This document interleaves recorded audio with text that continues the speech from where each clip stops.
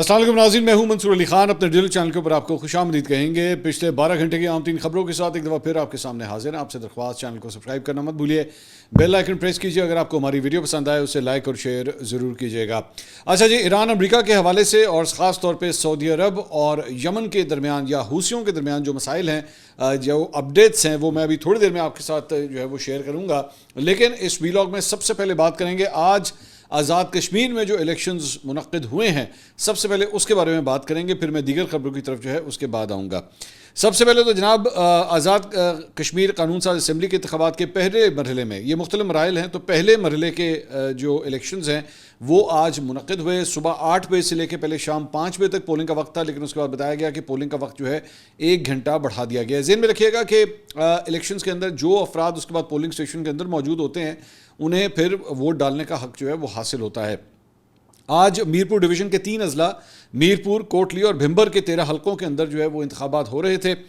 Peoples party, مسلم league نون, استحکام Pakistan party اور آزاد امیدواروں سمیت 288 امیدوار ان الیکشنز میں حصہ لے رہے تھے. ان حلقوں میں رجسٹرڈ ووٹرز کی تعداد تقریباً کوئی 14,01,000 کے آس پاس بنتی ہے. میرپور ڈویژن میں 2,000 اور اس کے ساتھ ساتھ 454 جو ہے وہ پولنگ اسٹیشنز بنتے ہیں, اور انتخابات کے لیے سیکیورٹی کے فول پروف انتظامات جو ہے وہ کیے گئے. بھمبر میں انتخابی ماحول کو پرامن رکھنے کے لیے دفعہ 144 بھی نافذ کی گئی.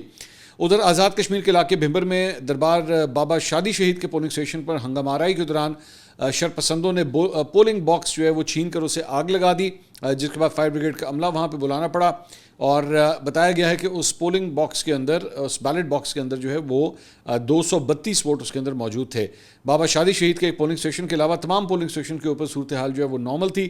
دربار بابا شادی شہید پولنگ اسٹیشن پر دوبارہ پولنگ ہوگی یا نہیں, اس کا فیصلہ جو ہے بعد میں کیا جائے گا.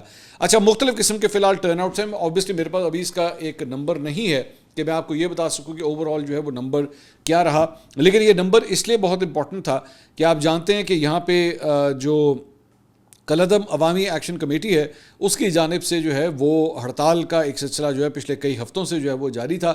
تو ان الیکشنز کے اندر کتنی عوام آتی ہے ووٹ ڈالنے کے لیے, یہ بہت کاؤنٹ کرتا تھا. سو اس لیے مختلف قسم کے فی الحال جو ویسے ابھی ہماری جو رپورٹرز وغیرہ کے ساتھ بات ہوئی ہے, مکس قسم کی رپورٹس ہے. کچھ جگہوں پہ اچھی پولنگ ہو رہی تھی, کچھ جگہوں کے اوپر جو ہے وہ ویک تھی. شہری علاقوں کے اندر جو ہے انیشلی, یہ میں دوپہر تک کی بات کر رہا ہوں کیونکہ عام طور پہ ٹرینڈز جو ہیں دوپہر کے بعد بڑھنا شروع ہو جاتے ہیں, تو دوپہر تک جو ہے وہ پولنگ سلو تھی, لیکن سلو سے مراد کم ٹرن آؤٹ جو ہے وہ دیکھا گیا. لیکن اس کے بعد اب ظاہری بات ہے آخری جب تک نمبرز جو ہیں وہ سامنے نہیں آتے, حتمی طور پہ جو ہے اس کے بارے میں کچھ کہنا قبل از وقت ہوگا. البتہ یہ کچھ واقعات جو ہے وہ ایسے ہوئے ہیں, ایک جگہ کے اوپر جو ہے وہ بیلٹ باکس کو آگ لگا دی گئی, ایک جگہ پہ بیلٹ باکس اٹھا کے لے گئے, مطلب یہ واقعہ بھی جو ہے وہاں پہ پیش آیا, ایک اور پولنگ اسٹیشن کے اوپر بھی. آزاد کشمیر میں الیکشن سے قبل ہی جو ہے وہ صحافی شبیر ڈار نے کہا کہ جی دھاندلی ہو گئی. حلقہ LA-10 کوٹلی میں پریزائڈنگ آفیسر کو پیپلز پارٹی کے امیدوار کے گھر میں پولنگ بیگ سمیت رنگے ہاتھوں وہاں پہ پکڑا گیا. وزیر اعظم کے مشیر رانا ثناء اللہ نے پولنگ سے پہلے آزاد جموں کشمیر کے حلقہ LA-10 کوٹلی میں دھاندلی کا الزام لگایا. انہوں نے اپنے بیان میں کہا کہ LA-10 کوٹلی میں پریزائڈنگ آفیسر اور پٹواری پولنگ بیگ سمیت پکڑے گئے. انہوں نے کہا کہ وزیر اعظم آزاد کشمیر اور چیف الیکشن کمشنر معاملے کی تحقیقات کرائیں. تحقیقات مکمل ہونے تک حلقہ LA-10 میں انتخاب جو ہے وہ روک دیا جائے. انہوں نے کہا کہ انکوائری کے حقائق سامنے آنے تک نتائج قبول نہیں کریں گے. واردات شرمناک اور قابل مذمت ہے. پیپلز پارٹی کے مرکزی رہنما ندیم افضل چند نے میرپور میں میڈیا سے گفتگو کی. انہوں نے کہا ان کی جماعت پہلے دن سے مطالبہ کر رہی ہے کہ آزاد کشمیر کے انتخابات مکمل طور پر آزاد, منصفانہ اور شفاف انداز میں کرائے جائیں اور وفاقی حکومت یا ان کی مشینری کسی بھی قسم کی مداخلت سے گریز کریں. انہوں نے کہا کہ انتخابی مہم کے دوران وفاقی حکومت کی جانب سے ترقیاتی منصوبوں کے اعلانات اور سرکاری وسائل کے استعمال پر پارٹی کو شدید تحفظات ہیں. اب یہ جس چیز کا ذکر کر رہے ہیں وہ بیسکلی مریم نواز صاحبہ کی جانب سے جو ہے وہ 10 الیکٹرک بسز جو ہیں اس کا اعلان کیا گیا تھا اپنی اس کیمپین کے دوران, اور وہیں پہ ان کے مخالفین نے کہا تھا کہ جناب یہ جو ہے وہ پری پول ریگنگ کے زمرے میں آتا ہے کہ جناب آپ کس طرح بیٹھ کے یہ 10 بسیں جو ہیں اس کی اناؤنسمنٹ کر سکتے ہیں. تو اس کے بعد یہ خبر آئی کہ chief election commissioner Azad Kashmir نے مریم نواز کی جانب سے آزاد کشمیر حکومت کو تحفے میں دی جانے والی یہ جو 10 الیکٹرک بسیں تھیں انہیں ضبط کرنے کا حکم جاری کر دیا. الیکشن کمیشن نے وزیر اعلیٰ پنجاب مریم نواز کی طرف سے بھیجی گئی ان الیکٹرک بسز کو سیکریٹریٹ ٹرانسپورٹ پول کے اندر جو ہے وہ جمع کرانے کا حکم دے دیا. اس کے علاوہ دوسری جانب کالعدم عوامی ایکشن کمیٹی انہوں نے بھی ٹویٹ کیا. انہوں نے کہا کشمیریوں تحریک تکمیل کے آخری فیز میں داخل ہو چکی ہے. آج کا دن ہماری شناخت غیرت اور جرت کا دن ہے. ایک طرف یزیدی منافق سہولت کار چاپلوس ٹولہ ہے اور دوسری طرف نہتے مزدور محنت کش غیرت مند مزاحمت کار ہیں. اب ہم نے آگے بڑھنا ہے. ہمیں معلوم ہے کہ طاقتور 9 جون لانگ مارچ سے قبل ہی کشمیریوں کے قتل عام کی پلاننگ کر چکے ہیں. پچھلے 50 دنوں میں خون کی جو ہولی کھیلی گئی وہ اس کی ایک مثال آپ کے ہمارے سامنے ہے. لیکن حکمران اپنی طاقت کے سامنے عوامی طاقت کو چیلنج کر رہے ہیں. اب ہم نے عزم و یقین کے ساتھ آگے بڑھنا ہے. ہمارا راستہ شہادتوں کا راستہ ہے اور ہم اس کے لیے تیار ہیں. لیکن یاد رکھیے منزل مظفر آباد ہے. تو یہ وہاں پہ ان کا احتجاج بھی جو ہے وہ جاری ہے اور انہوں نے کہا کہ جناب لانگ مارچ جو ہے وہ ہر صورت جو ہے وہ آگے بڑھے گا. لوکل نیوز کی جہاں بات ہو رہی ہے تو وہیں پہ آپ کو کچھ اور خبر بھی دیں کہ بانی پاکستان تحریک انصاف عمران خان رہائی فورس، یہ آپ کو یاد ہوگا کہ اناؤنس کیا گیا تھا وزیر اعلیٰ سہیل آفریدی کی جانب سے اور یہ رمضان سے بھی پہلے جو ہے اس کی اناؤنسمنٹ ہوئی تھی. تو اس سلسلے میں آئینی عدالت کے اندر جو ہے وہ اس کو چیلنج کیا گیا تھا کہ جناب یہ غیر آئینی اقدام ہے. تو سہیل آفریدی صاحب نے اس کے اوپر 8 صفحات پر مشتمل اپنا جواب جو ہے وہ ایڈوکیٹ جنرل کے ذریعے جمع کروایا ہے. اس میں کہا گیا کہ عمران خان رہائی فورس کبھی قائم ہی نہیں ہوئی تھی. تو سارا نو پتہ کبھی قائم نہیں ہوئی تھی. یہ فیکٹ ہے کہ واقعی کبھی قائم نہیں ہوئی تھی.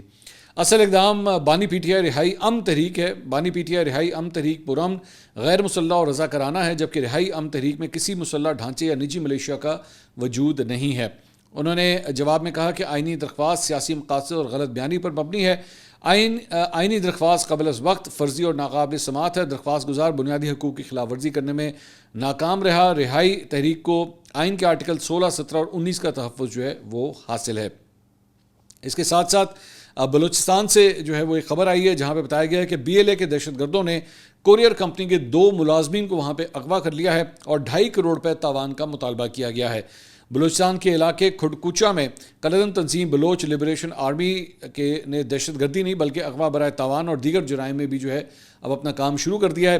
بی ایل اے کے دہشت گردوں نے کوریئر کمپنی کے 2 ملازمین کو اغوا کیا. یہ واقعہ 24 جولائی 2026 کو پیش آیا جہاں کالعدم بی ایل اے کے مسلح دہشت گردوں نے کھڈکوچا کے مقام پر کوریئر کمپنی کی گاڑی کو روکا اور گاڑی سمیت 2 شہریوں کو اغوا کر کے نامعلوم مقام کے اوپر وہ وہاں سے لے گئے ہیں.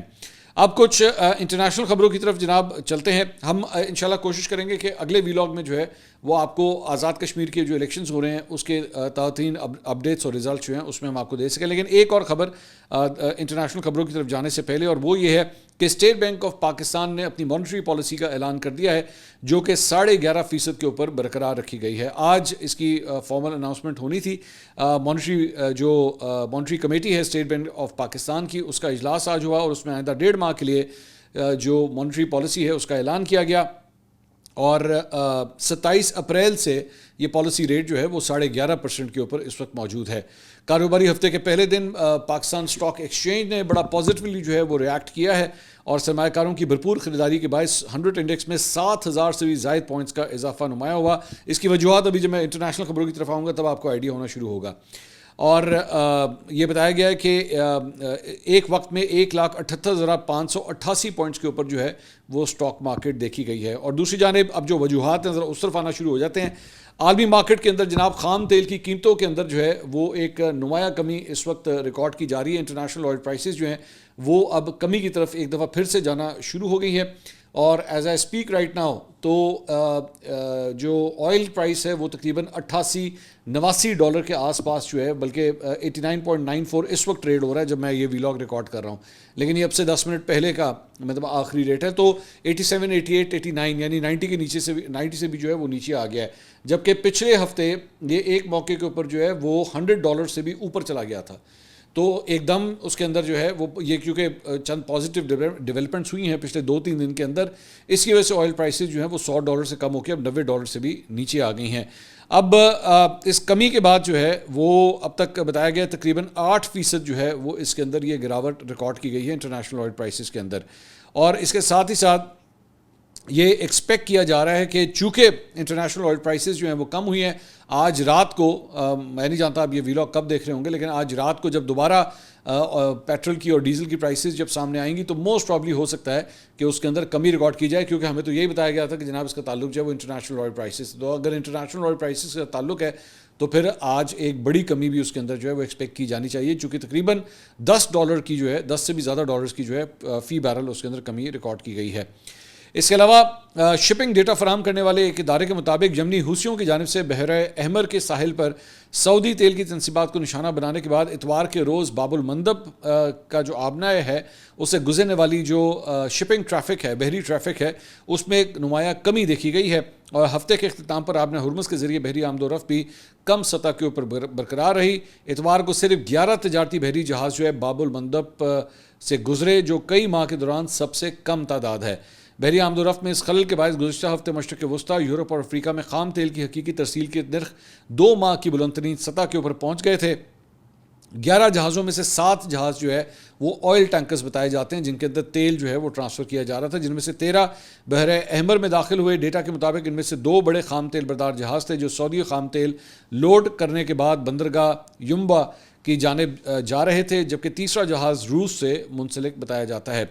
اس کے علاوہ سعودی عرب اور عمان کے وزرائے خارجہ نے ایران کے خلاف جاری جنگ کے باعث خلیجی خطے میں پیدا ہونے والی سیکیورٹی کشیدگی پر تبادلہ خیال کیا۔ دونوں اعلیٰ سفارتکاروں نے حالیہ پیش رفت پر اپنی تشویش کا اظہار کیا اور آبنہ ہرمز میں بحری جہاز رانی کے تحفظ اور آزادانہ نقل و حرکت کو یقینی بنانے کے طریقوں کے اوپر انہوں نے گفتگو کی۔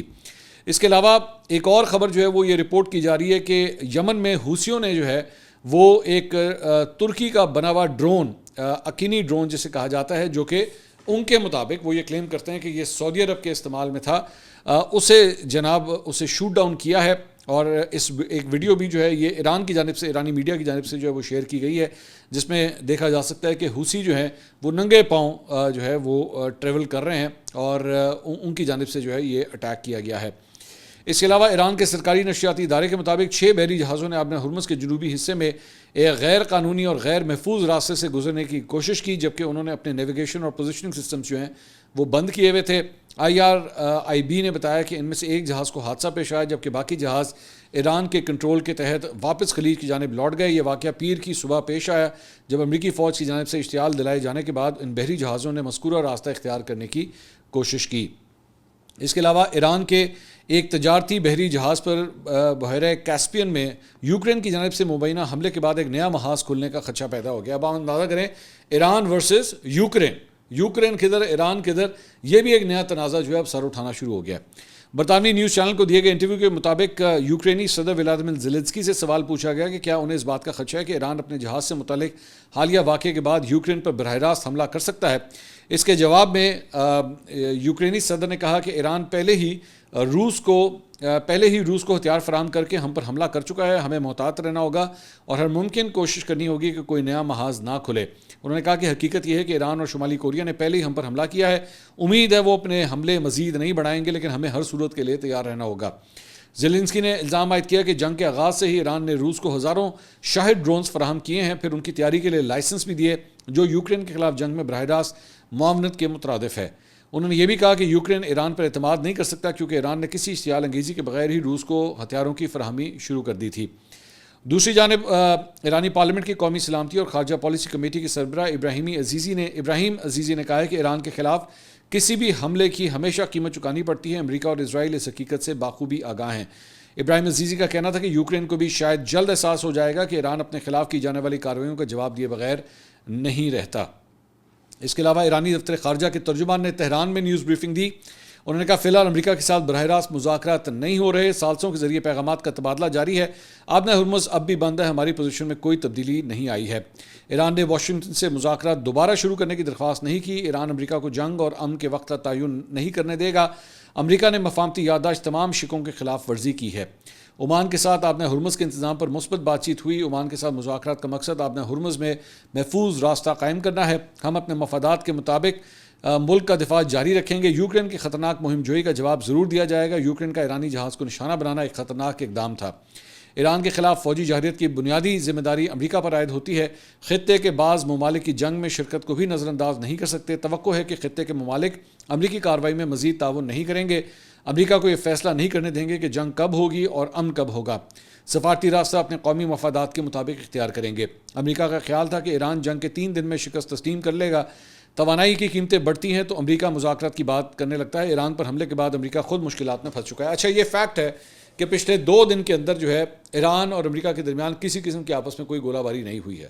نہ ایران نے دیگر خلیجی ممالک کے اوپر کوئی اٹیکس کیے ہیں، نہ امریکہ کی جانب سے ایران کے اوپر کوئی گولہ باری ہوئی ہے. اور اسی وجہ سے اب یہ دیکھا جا سکتا ہے کہ موسٹ پرابلی یہ جو oil prices, international oil prices ہیں، وہ بھی ذرا تھوڑی سی ٹھنڈی ہوئی ہیں کہ ان کو لگ رہا ہے کہ کانفلکٹ جو ہے وہ شاید اس میں یہ جو ایک بریک آیا ہے یہ شاید خوش آئند ہے، جس کی وجہ سے پرائسز جو ہیں وہ فی الحال نیچے دیکھی ہوئی جا سکتی ہیں. اس کے علاوہ ایک اور بھی لڑائی جو ہے وہ شروع ہو گئی ہے. لڑائی تو نہیں چلیں، آپ کہہ سکتے ہیں کہ ذرا ٹینشن تھوڑی شروع ہو گئی ہے، اور وہ یہ ہے کہ ایران نے اندرونی معاملات میں مداخلت پر تہران میں تعینات فرانسیسی ایمبیسڈر کو جو ہے وہ بلا لیا. واضح ہے کہ 20 جولائی کو ایران کی سیکورٹی فورسز نے 2 فرانسیسی سفارتکاروں کو حراست میں لے کر کئی گھنٹوں تک ان سے پوچھ گچھ کی. ایرانی وزارت خارجہ کی جانب سے بیان میں کہا گیا کہ دونوں ملازمین اتوار کے روز ایک ایسی تقریب میں شریک ہوئے تھے جہاں سیکورٹی سے متعلق جرائم میں مطلوب چند افراد بھی موجود تھے. سیکورٹی اہلکاروں نے دونوں ملازمین سے مختصر وقت کے لیے پوچھ گچھ کی. جائے وقوع سے قومی سلامتی کے خلاف سرگرمیوں سے متعلق دستاویزات بھی ملی ہیں جن کی تحقیقات جاری ہیں. ایرانی وزارت خارجہ نے بتایا کہ بعد ازاں فرانسیسی سفیر سے رابطے کے بعد دونوں ملازمین کو سفارت خانے کے حوالے کر دیا گیا. حراست میں لے گئے سفارتکاروں میں سے ایک نے الزام عائد کیا کہ دوران حراست اس کے ساتھ جسمانی بدسلوکی بھی کی گئی. تاہم ایران نے ملازمین کو حراست کرنے اور ان پر تشدد کے الزامات کو مسترد کر دیا ہے. اس کے علاوہ ایک اور خبر کے مطابق CBS نیوز نے یہ خبر دی ہے کہ Pentagon list 4 killed in Iran war under overseas operation casualties on its website.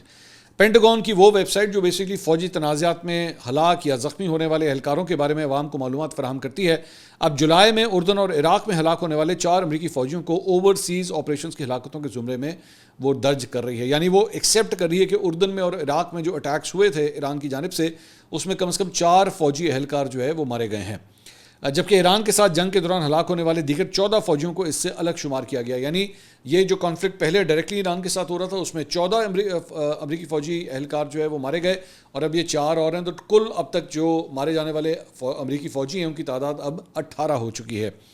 یہ دیگر 14 فوجی پینٹاگون کے ڈیٹا بیس میں آپریشن ایپک فیوری کے تحت درج ہیں، جو ایران کے ساتھ جاری تنازع کے لیے امریکی محکمہ دفاع کا سرکاری نام ہے. گزشتہ ہفتے ایک موقع پر اردن اور عراق میں ہلاک ہونے والے ان 4 فوجیوں کے نام بھی اس فہرست میں شامل تھے، لیکن گزشتہ جمعرات تک ان کے نام وہاں سے اب ہٹا دیے گئے ہیں. اس کے بعد ڈیٹا بیس میں ایران کے ساتھ جنگ میں ہلاک ہونے والوں کی تعداد 18 کے بجائے اب 14 ظاہر کی جا رہی ہے. نیو یارک ٹائمز نے سب سے پہلے اس فرق کی نشاندہی کی اور 3 ذرائع کے حوالے سے رپورٹ کیا کہ ان 4 فوجیوں کے اس فہرست سے اس لیے الگ کیا گیا کیونکہ وہ اس وقت ہلاک ہوئے جب ٹرمپ انتظامیہ نے اپریل میں جنگ بندی کا اعلان کر دیا تھا. تو بیسیکلی یہ ٹیکنیکلٹی ہے، کیونکہ وہ آلریڈی جنگ بندی کا اعلان کر چکے ہیں اور کانگریس کو بھی بتا چکے ہیں کہ جناب اب یہ جنگ جو ہے یہ ختم ہو گئی ہے، ورنہ اگر یہ جنگ کی صورتحال ہوتی تو آپ کو اس کو کنٹینیو کرنا پڑتا ہے. تو پہلے انہوں نے غلطی سے اس کے اندر جو ہے اسی کانفلکٹ کے اندر ڈال دیا، پھر انہوں نے کہا نہیں یہ اس میں نہیں، یہ ہلاک ہوئے، یہ الگ کانفلکٹ میں ہلاک ہوئے. یہ بیسیکلی صرف قانون کے ساتھ کھیلا جا رہا ہے. ڈونلڈ ٹرمپ جو ہے نا بیسیکلی قانون کے ساتھ کھیل رہا ہے تاکہ یہ شو نہ کرنا پڑے کہ کانفلکٹ ابھی بھی جاری ہے. اس کا کہنے کا مقصد یہ کہ یہ کانفلکٹ جو ہے بس اب ختم ہو چکا ہے. پینٹاگون کے چیف ترجمان نے گزشتہ جمعرات سوشل میڈیا پلیٹ فارم پر جاری ایک بیان میں کہا کہ ڈیفنس کیجویلٹی انالیسس سسٹم میں پیش آنے والی ویب سائٹ کی خرابی دراصل عارضی ڈیٹا میں خلل کا نتیجہ تھی. انہوں نے کہا کہ ویب سائٹ میں موجود بے ضابطگیوں کو فوجی سروسز کے تعاون سے درست کیا جا رہا ہے، اور یہ وجہ تھی کہ جس کی وجہ سے وہ کہہ رہے ہیں کہ جناب یہ سب کچھ ہوا ہے. اس کے علاوہ ڈونلڈ ٹرمپ نے ان خبروں کی تردید کی ہے جن میں دعویٰ کیا گیا تھا کہ ایران کے خلاف جنگ کے دوران امریکہ کا اسلحہ اور گولہ بارود ختم ہونے کے قریب ہے. انہوں نے وال اسٹریٹ جرنل سے گفتگو میں کہا کہ ہمارے پاس دنیا کی کسی بھی ملک سے کہیں زیادہ اسلحہ اور گولہ بارود موجود ہے، بلکہ ہماری ضرورت سے بھی کہیں زیادہ. انہوں نے سوشل میڈیا کے اوپر کہا کہ ایران کے توانائی کے بنیادی ڈھانچے کو نشانہ بنانے کی دھمکی آمیز متعدد تصاویر بھی انہوں نے شیئر کی. ان تصاویر میں ایک آرٹیفیشل انٹیلیجنس سے تیار کردہ تصویر تھی جن میں جنگی طیاروں کو ایک آئل تنصیب پر بمباری کرتے ہوئے دکھایا گیا تھا. اس تصویر پر اسٹرائک آن خرق کا کیپشن جو ہے وہ درج تھا، جو ایران کے جزیرہ خرق کی طرف اشارہ کرتا ہے جو اسلامی جمہوریہ ایران کی تیل برآمد کرنے کی مرکزی بندرگاہ ہے. It's are oil tanker now. ہر تصویر میں آرٹیفیشل انٹیلیجنس تیار کردہ منظر جو ہے وہ دکھایا گیا ہے جس میں ٹرمپ ایک بظاہر ایرانی جہاز پر امریکی پرچم تھامے کھڑے ہیں. ایک تصویر میں امریکی فوجیوں کو بھی دکھایا گیا ہے، جبکہ ایک تصویر میں فوجیوں کے ساتھ ایسے افراد بھی نظر آتے ہیں جو بظاہر ایرانی مذہبی رہنماؤں کی عکاسی کرتے ہیں. تو ڈونلڈ ٹرمپ کی جانب سے اس قسم کی تصویریں شیئر کرنے کا سلسلہ جو ہے وہ اب بھی ویسے ہی جاری ہے. اب تک کے لیے اتنا ہی. اگلی ویڈیو میں آپ سے دوبارہ ملاقات ہوگی. اللہ حافظ.